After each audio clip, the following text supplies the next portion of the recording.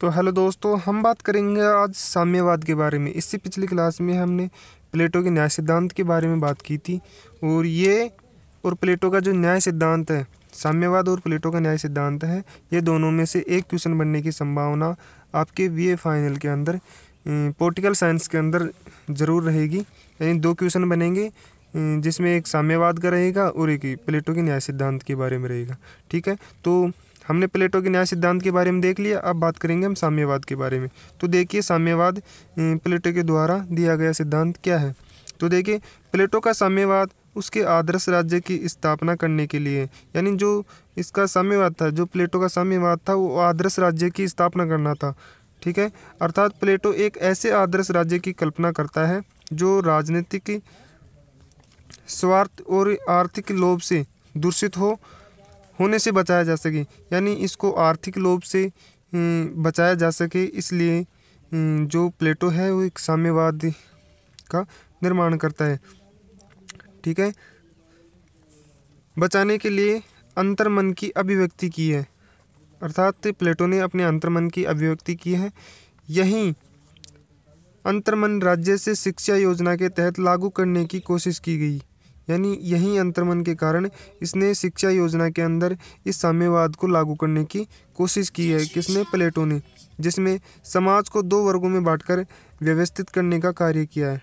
ठीक है, इसका मानना था कि मेरी शिक्षा में आदर्श राज्य की स्थापना की जा सकती है, इसलिए साम्यवाद को दो वर्गों में विभक्त किया जा सकता है ताकि व्यक्ति में संपत्ति और परिवार के मेल को समाप्त किया जा सके। यानी जो संपत्ति है, जो एक परिवार का आधार है, उसको अलग किया जा सके या उसको मेल को समाप्त किया जा सके, इसलिए साम्यवादी सिद्धांत का इसने प्रतिपादित किया है। ठीक है, अब देखिए, प्लेटो ने साम्यवाद को दो भागों में बांटकर अध्ययन किया है। यानी दो भागों में बांटा है किसने? प्लेटो ने साम्यवाद को। ठीक है, जिसमें एक है संपत्ति का साम्यवाद और दूसरा है परिवार का साम्यवाद। ठीक है, एक क्या है? संपत्ति का साम्यवाद, दूसरा क्या है? परिवार का साम्यवाद। ठीक है, तो सबसे पहले हम बात करेंगे संपत्ति के साम्यवाद के बारे में कि जो प्लेटो है उसने संपत्ति के बारे में क्या बताया है। तो देखिए, प्लेटो की दृष्टि से संपत्ति व्यक्ति के व्यक्तित्व विकास का आवश्यक साधन नहीं है।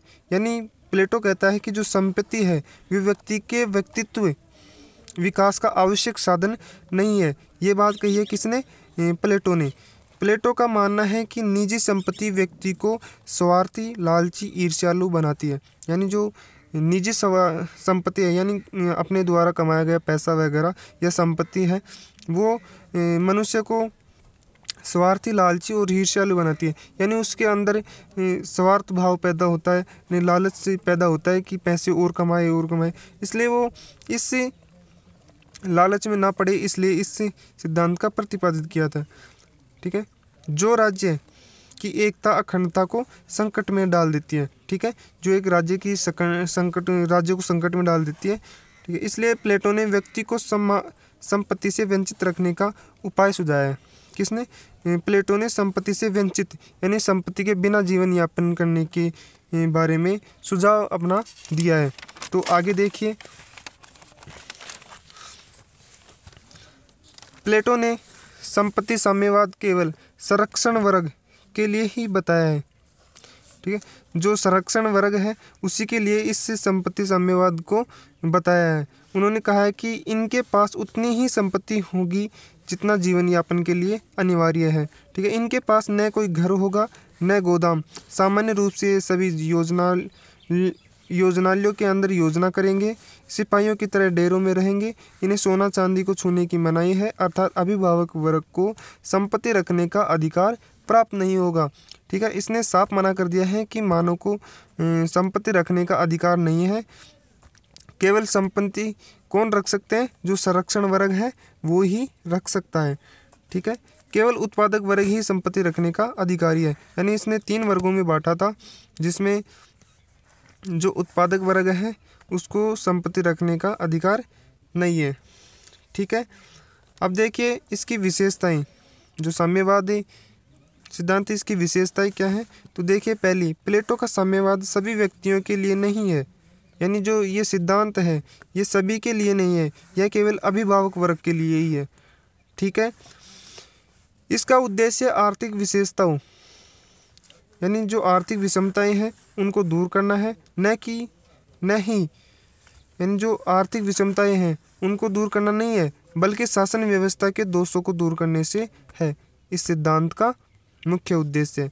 तीसरा देखिए, प्लेटो का साम्यवाद भोग का नहीं त्याग का मार्ग है। यानी जो ये भोग का साम्यवाद नहीं है बल्कि है त्याग का मार्ग है। प्रशासनों जो को कंचन कामिनी त्याग करके जन कल्याण कार्य करने चाहिए, इसलिए इसके ऊपर जोर दिया है।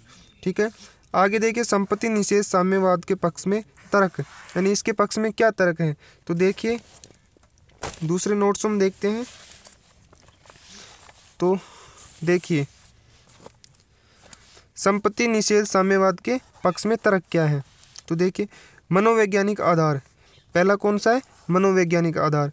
आत्मा के 3 तत्वों का वर्णन करके प्लेटो ने समाज को 3 वर्गों में बांट दिया, शासक, सैनिक और उत्पादक। हमने बात की थी कि अभी 3 वर्गों में बांटा, जिसमें उत्पादक वर्ग को ही केवल संपत्ति रखने का अधिकार है, तो जिसमें सैनिक और जो शासक वर्ग है इसको संपत्ति रखने का अधिकार नहीं है।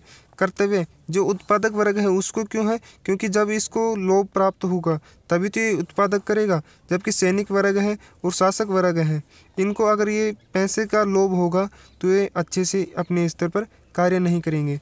ठीक है।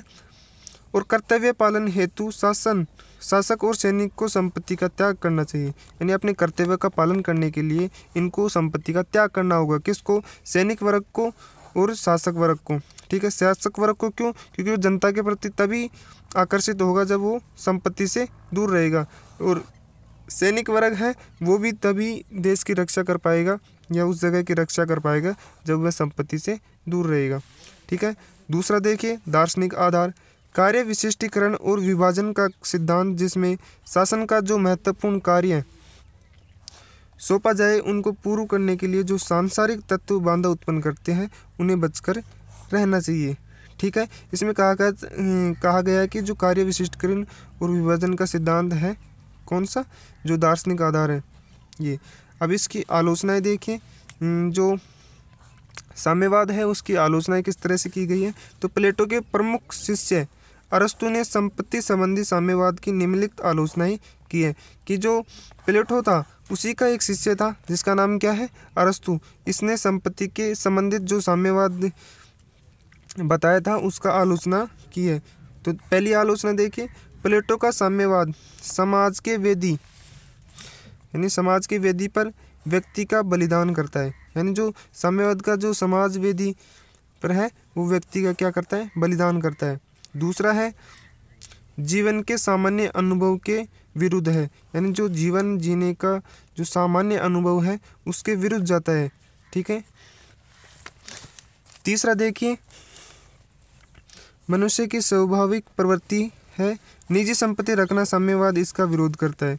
तो व्यक्ति को उस सुख से वंचित कर देता है जो निजी संपत्ति के रूप में उसे प्राप्त होने वाला है। ठीक है।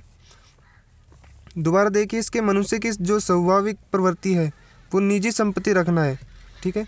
यानी मनुष्य है उसकी प्रवृत्ति है कि वो अपनी निजी संपत्ति रखे, और साम्यवाद इसका विरोध करता है। ठीक है, कि वो संपत्ति ना रखे, जबकि वो जब ही स्वाभाविक यानी जब ही अच्छे से जीवन जी पाएगा जब उसके पास खुद की यानी जो स्वाभाविक जो अपनी खुद की संपत्ति होगी, तभी तो व्यक्ति को उस सुख से वंचित कर देता है। कौन, जो साम्यवाद है वो उस सुख को दूर कर देता है जो निजी संपत्ति के रूप में उसे प्राप्त होने वाला है।